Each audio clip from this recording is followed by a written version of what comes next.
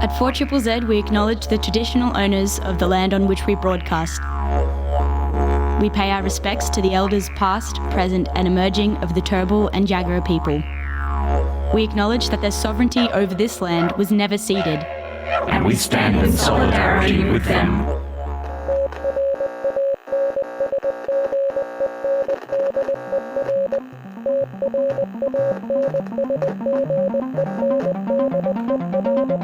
You're listening to Tranzmission on 4ZZZ, amplifying the trans and gender non-conforming voices of Brisbane and beyond. This is Tranzmission, amplifying the voices of the trans, gender diverse, non-binary community here in Magangin and beyond. I'm your host, Sev. My pronouns are he, him, and they, them, and I am delighted to be joined in studio by two excellent human beings today. Please say hello. Hi, I'm Sellma, and my pronouns are she, her. Morning, I'm Tate, and my pronouns are he or they. Lit. Oh my god, I'm so excited. The three of us. I am so happy to be back in the studio and so happy to be here with the two of you. Shout out to everybody out there in Magangin and beyond today listening in this Tuesday morning. My favourite thing about music discovery, getting to connect like personally and through the radio with our local music community is like always being so astounded and so proud of the quality of music that comes out of both Brisbane and just Australia. And the variety too. Just the sheer number of different genres of gender diverse artists. It's flipping beautiful. Yeah, and absolutely a reminder to all our listeners that on Tranzmission, we only play music by bands and artists that feature trans, gender diverse, non-binary members. I think it's such an excellent opportunity to give a platform to artists and to showcase to the greater listening world just like how much artistic excellence comes out of the trans community. I mean, we all know that some of the most moving art, most moving music, literature, people with really profound life experiences, people who have seen things and been through things, you know, our stories, our perspectives, they have so much value and weight. So it's not just about the excellence of the music being produced by trans artists, it's also like the importance of those stories, those voices.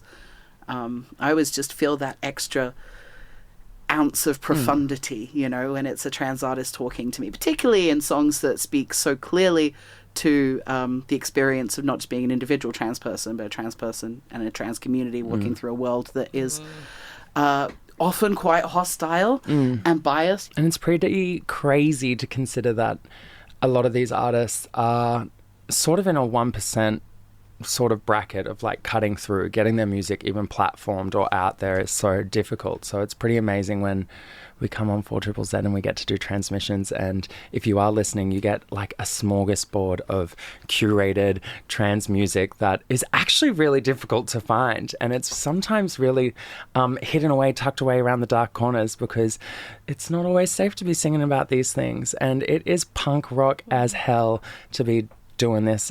So I just want to say once again, I love doing this every morning on Tranzmission. I love you. I love you, trans babies. You are adorable. You better stop. Oh, I won't. No, because we're going to have some trans joy up in here. Yeah. We do. And look, if you are looking to increase your knowledge of trans artists and trans music, it's a reminder that because we play only trans artists on Tranzmission every week, you can go to the 4ZZZ website and you can listen back on demand to previous episodes of Tranzmission.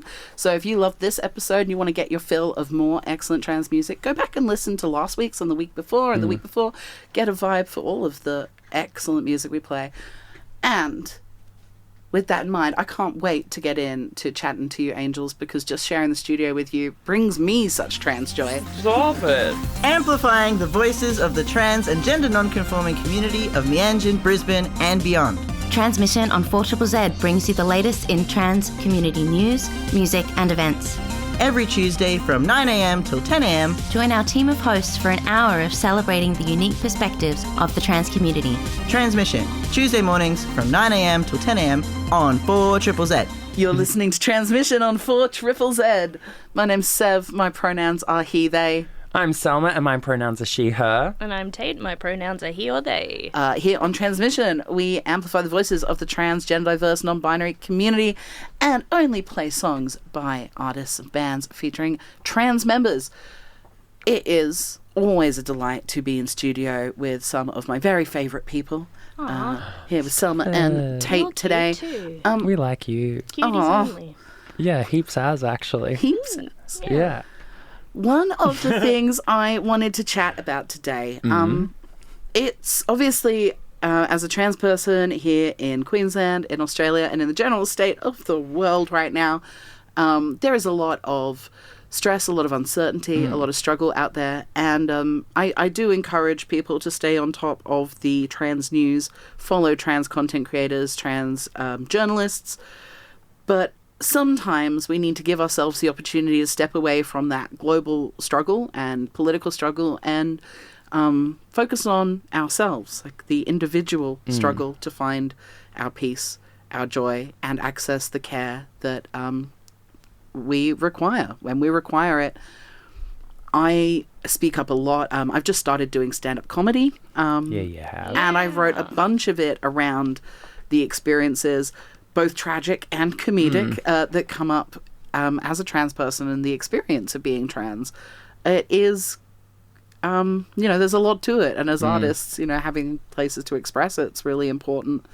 But it's also just, I love having that platform and then this one to talk about just my own personal journey of how life-changing and essential gender-affirming care has been for me. I spent absolutely years speaking very openly and advocating for better support and services and talking about mental health. I'm a lifelong, mental health advocate and struggler of mental illness issues. So to be at the stage in my life where I genuinely am the happiest and most mentally content, balanced, stable, healthy that I've ever been in my life, as I hit 2 years on testosterone therapy, it's no surprise to me anymore. When I think about how my family and loved ones when I was younger and having, a lot of depression, a lot of stress, I got a lot of questions like, well, what's wrong with you? What's happened? What's wrong with you? Is it just a chemical thing? Is it just... And it took me years to know what it was, why I felt so sad and wrong and out of place. It took me literally decades. But within 2 years of starting the hormone therapy that I wasn't even sure was going to be right for me at the time, I just felt at my wit's end and out of options. And I wish I'd trusted myself more to start with. But 2 years down the line, I can genuinely say for me, it is the very best thing I've ever done for myself. And I've just started to present and show in a way that people I've barely spoken to or haven't spoken to in months or years, they see me or they see a photo of me now, and my inbox is filling up with those, oh my God, look at you messages. It's glowing out of you. You've never looked better. You've never looked happier. And I sit here looking at two other gorgeous trans faces, and I see two other people looking the most happy I've ever seen them look. You just quit it. Quit it right now. And like Sellma, you spoke to this earlier. You're feeling great right now. I'm feeling really nice today. I feel like I'm very grateful for being able to access gender affirming care and just in particular hormones. Like, I didn't think it was going to do anything for me, to be honest. I was like, because I woke up one morning after some nonsense and I was like, I need to figure out what this feeling is. And then I screamed, I just want to be a effing woman to my housemates. And I was like, oh, right, okay, we'll unpack that. I wonder what that's about. Yeah, we'll probably unpack that soon. And then, I had a pretty nightmarish experience. I got sent to a occupation therapist before I got sent to a gender therapist, which was actually sort of funny in a roundabout way because I'd been working as a drag performer in SW and just in drag a lot. So I think they were like, oh, so you don't know if you want to be a woman because you're playing as a woman all the time. And then when I heard those words, I was like, no. There's a difference between play and being. And I knew that in myself. And I think the biggest thing for me is that even now, I think it's three and a bit years that I've been on hormones. And I am really happy with where I'm at in that part of my transition. But I still, of course I want more. I was just saying that I want, gun akimbo boobies. I think that it's been nice to reflect on how long it's taken. Yeah. It's been nice to reflect on where I've been and where I am now, because I think it's the simple things. It's like a man running into you at Coco's and going, "Oh, sorry, doll." And you're like, "Oh, what?" And it's not even like, I never really want to pass. I like wearing my transness on my sleeves, those who are queer and visibly trans. I think it's important for people to be able to identify people like them, if that makes sense. It's why I've started growing out the big dirty mustache. Yeah. Just in case people start thinking I am a cis het man. I just can't be having that. Like, I have to radiate a aggressive aura of homosexuality at the very least, and I hope they can read the transness across the room. But I really feel it. It's like, I feel this happiness that it's slowly coming to me. And even if it's in the minutiae of my day. You know what I mean? Like, it is really scary out there, what you were saying earlier. It's like, I've sort of had to take a step back and just shelter myself, because I'm currently looking after a kid, and it's sort of like one of the most stressful things I have done in a long time, being perceived as an outwardly trans person walking around with a young child has actually had its surprise, surprise moments. Wow. But also it's proven to me that I don't walk my life like that. I protect myself, and I protect this kid. Like, I was having a real day of it recently, and I want to share this with everyone. This kid is 9, and I was having a day. I just read an article and I got really emotional, and I was really down in the dumps. And this beautiful kid looks at me and goes, "Are you okay?" And I was like, "Yeah, I'm just having a really, really bad day." And she was like, "Is it trans stuff?" And I went, "Yeah." And she goes, "It's really rough for you guys at the moment." Oh my goodness. And I just held her up by the scruff of her shirt, and I said, "You guys?" No, I'm kidding. No, but she just was she goes, "You can cry if you want to cry, like you're allowed to," and gave me a little hug, and I was like absolutely beside myself. And kids are taught ignorance, and kids are taught empathy, and I think that the more knowledge that is out there for youth to access is really, really important, because I don't know, just even having that interaction with a kid makes me feel like I want to bloody live, I want to keep on going. I want to fight to see when this kid is old enough to be fighting for me when I don't have any words. So Absolutely. I don't know. I'm feeling that sort of joy about it all. It's like, I do not believe that we are in the middle of outright fascism, but I don't believe that it's going to last. I genuinely hope the kids are okay, because, and I believe it, and they will be. The rallies recently, having the opportunity to stand with some local trans young people affected by the pause in gender affirming care. Oh my God. Hearing children, preteens and young people speaking so defiantly, so beautifully, so strongly. I wish they didn't have to, but I so admire that young people are speaking up, that they have platforms where they can, and supporters who are protecting them safely. In a slightly different but hilarious quick anecdote before we come back, because when we come back, I really want to chat to Tate about your current experience with gender affirming care. But just an experience I had the other day. My house lost plumbing during the cyclone and flooding. We kept power, luckily. We were very lucky in that regard, but it turns out at least once a day it's really quite important that a house has working plumbing.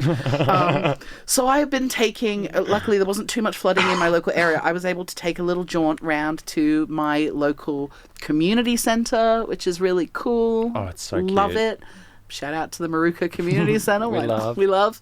I was popping around there to use their coffee shop and facilities. But because a lot of the local schools were shut at the time, I popped over there one day and it was absolutely packed with kids and families and kids, and obviously like some parents and carers who were looking after multiple families' children because the schools weren't open but people had to go to work.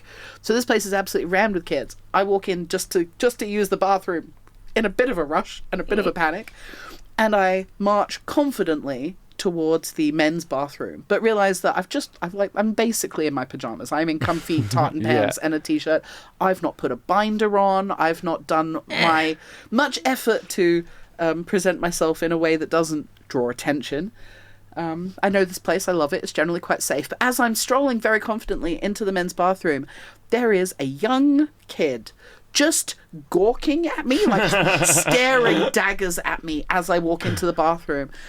And, you know, like in my head, I start thinking like, oh, well, it's not my place to talk to that kid. They're not with me. They're not asking questions of me. I just hope they're not confused. I want to make sure they know everything's okay. If they have any questions, I don't know really how to deal with this. And as I'm kind of having that amorphous cloud of thoughts, this kid, I open the door and I walk in, and muffled as the door closes behind me, I hear this kid at the top of its lungs go, "Dad! There's a vampire in the toilet!" Oh no! Not the vampires in the toilets again! Drinking our children's blood! Okay. So, just a reminder, the kids don't care about transness. No, and they don't. Kids They're care just like about vampires. the occult. But what I would like to know is, if you're a vampire, how are you out in the daylight? Yeah! I was wearing Come on, a kid. very high neck and to-the-floor trench coat, so... Holding a Okay. black umbrella with a black hat on his shoulder. Okay. Yeah. Sure, I No guess. wonder. That kid's going to be traumatized for life. Peter Sterling, the only man in the world who's given birth to a child. Someone might say, oh, you're a bit of a queer. And they'd be right. We have been talking just about our own journeys with accessing gender-affirming care, and in this climate and environment where there's a lot of uncertainty about how even accessing care will look in the future, I feel like it's really important to share our stories, help people understand why accessing this care is so important, why we need to fight so hard for the rights of trans folk, trans young people in particular, to be able to start these conversations with their medical professionals, get referred to the right specialists, and access the gender-affirming care that they need. And there is no age at which this isn't essential care. Young people need to be able to talk to doctors when they are trans, but also old people coming out of the closet late, discovering themselves late. Our rights are just as much at threat. Like, they don't stop with young people. So for a lot of us, I know there's a lot of uncertainty, and I really want to talk to Tate, who's in studio with us today, because Tate and I have had a lot of conversations over my journey through testosterone, and you've Super recently. decided that you would like to start hormone replacement therapy yourself. Yeah. And the crowd goes wild. Whee! I dithered for literal years. So I think 2017 is when I started to think, hey, you're not a girl, hey. And then I just let that marinate for a period of however many years it's been. And then I looked around at things that were happening lately, and I remember there being a period of like maybe 5 years ago when things started looking like they were on a massive uptick in terms of like social awareness and how people react to trans people. Even just representation in media. Yeah, things were looking really good. Yeah. Not so much lately. And that made me start to do a bit of a worry. And I thought, okay, if things are basically as good and as safe as they're going to get, like, because I'm super apprehensive about, like, while I am out in my social group, like every one of my friends and basically all of my family knows that I'm trans. People that I don't talk to on a daily basis don't super know, because I just sort of go, it's too hard to risk that they're going to be a dick, and then I'm going to, sorry, swearing, and then I'm going to have to research a new doctor, dentist, hairdresser, etc. But then I went, you know what? What's the worst thing that can happen? I don't really have any ties to this bulk billing GP that I go to out of convenience. Yeah. And I'm not super worried about him saying anything, because if he does, I can just get up and leave. So I went, sod it. I'm going to book the appointment. I'm going to do it. I booked a long one, and I went in there, and I was just shocked by how easy it was. Oh my gosh. So I feel like this is really important to highlight, because all of that apprehension you held, it's not that it came from nowhere. Like, you've developed that sense of fear and trepidation around how other people react through experience. Like, we've all experienced it. But when there is that medical knowledge, when there is that social knowledge, it's always the mundanity of those situations that strikes me. You said the same thing about going to a barber recently. Yeah. Like, you had the that was apprehension about great. being in a men's space to get your hair done. Like I'm an intruder or something, or like I don't know the Protocols. the unspoken protocols of how it's meant to work in there, which I didn't. Barbers are fascinating, but that's a whole other. But the experience was both affirming and also, you said, like, as an autistic person, the fact that barbers, like the one you went to, like, nobody speaks, there is no unnecessary social interaction. Slap on the back of the head if you're lucky. Everybody they get up, they get in the chair, he goes, "What do you want?" And I'm like, "Oh my God, a haircut, please." And he's like, "Okay, can I touch the sides?" I'm like, "Yep, sure, go off." And he did his thing, and it was just so regular. And that was what the doctor was like. Just so regular. I literally said, "Hi, I want to get a referral to this endocrinologist." And he's like, "Why?" And I'm like, "Gender purposes." And he goes, "Okay." And I'm like, "So how do we do this?" He goes, "I fill out this form here." And I go, "Huh, amazing." And the doctor goes, "Do you want me to fill out the form?" I'm like, yes, please." And then he did, and now you have your referral. Blown away by how easy it was. It was so not scary. Incredible. Thank you for talking about it, because I really feel like for so many people, anxiety is such a contributing factor, and there's a reason why we have that anxiety and that social fear. And I definitely know that lack of self-trust in my own sort of decision-making also kept me from talking to a doctor for a long time. I'm like, I don't know, I have some pretty wild ideas, though, so maybe I should just sit with this one for like 7 years and see if I still feel that way. Hey. I did. Yeah. And then I was, really worried about what the reactions would be. Not from my personal life, because I knew I had great people in my personal life, and I knew I could afford to lose the not great ones. But when it comes to actually talking to the systems, the people with authority, I feel like there is a sense right now that while care is more available, striking while the iron is hot and turned on, like, if trans people are in a position to start the process of getting the care they can, if it is available to them, particularly for anyone over the age of 18 or 21 here in Queensland at the moment, this is your sign that it's never too early to ask yourself the question. It's never too late. It's never too late to ask yourself the question. And also, a thing that I really wish somebody had told me more fervently earlier on is that you can actually stop taking hormones if you change your mind, or you're wrong, or you don't like it, and like there's no shame to that, or detransitioning, even if you were wrong, quote unquote. I wish somebody had just told me, like, it's okay to actually just try it, see how it makes you feel. It's not the be all and end all permanent decision that's gonna dictate everything that happens in your life, permanent medicalization and all of the messages they like to send. Truth is, like, you can take it and see how you feel, because I took testosterone, and the very first change I noticed was in my mental health. And whether that was chemical or psychosomatic, I don't even know. I assume a bit of both. I assume a bit of both. But the first thing that changed was my happiness, and once I realized that, I was like, I should have done this years ago. And that's how I feel now. I thought I'd be super comfortable waiting to be on the wait list to go to the gender clinic, and now I'm like, hurry up. Gender, please. May I have some of the genders, please? Mom, it's my turn on the gender. So this is your reminder: gender affirming care is essential. It saves lives, goddamn and essential. we need to vote with that in mind And and it's not as advocate for scary accessing it as I thought it was going to be. And I left feeling like on absolute cloud 9. I had a spring in my step for the rest of the flipping day. So good. Fills me with joy.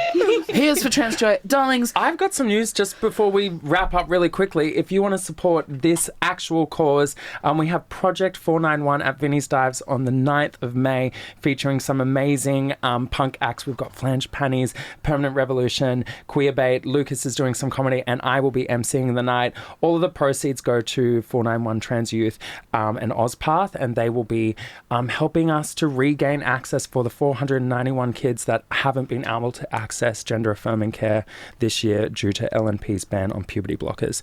So if that's something you're interested in, come along, come and say hello, come and listen to some punk music, and let's show our current government where they can stick it. That gig looks absolutely amazing. Please, check out 491. I hope to see a bunch of you there. As many of the Tranzmission team that can get down as possible are going to be there. Ooh! And screaming and raising as much money as we can. So I'll share that to the Tranzmission socials over the next day or two as well. So please do go follow us along there if you would like to keep up with more of what we do.